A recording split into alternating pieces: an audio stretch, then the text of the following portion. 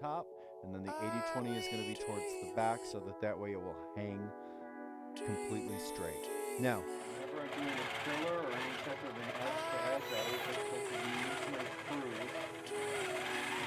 I do have a tutorial on that. Ruler itself, and I want to make sure to walk my hand with the ruler so that way I'm not holding my hand back here and the ruler is bobbing up and down and has the opportunity to go up and over the ruler.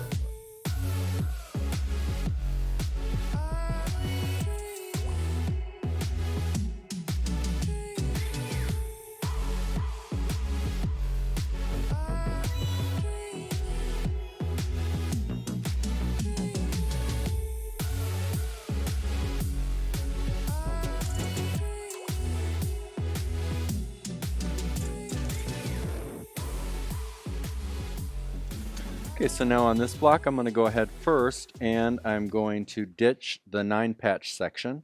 Then I am going to go into the colored portions here except for the center, and I am going to do some type of grid work.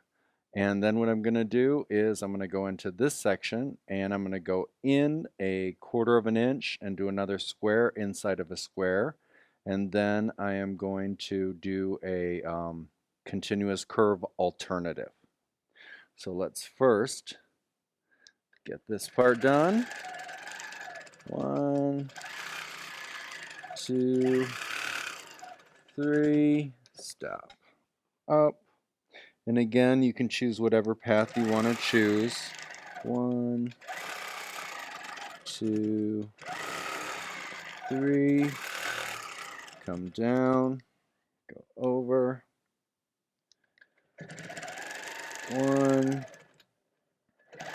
2, 3, stop, and actually let me just go ahead and do this part.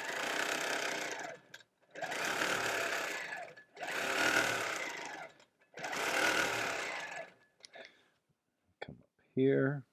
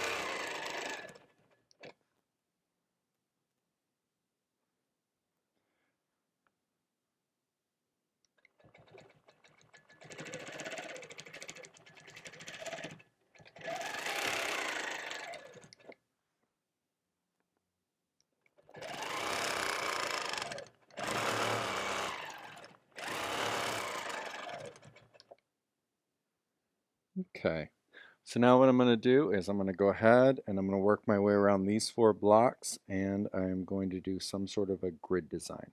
So I'm going to start with my grid work, do my clockwise, backtrack, counterclockwise, backtrack, put a few feathers, come around and over, continue, clockwise, counterclockwise, few feathers, under, over, clockwise, counterclockwise, a few feathers, under, clockwise, counterclockwise, feather, bump, around, under, and over. Now we're going to continue all the way up and around, and then once I get to here, I'll simply follow that ditch and then I'll go ahead and do the inside portion.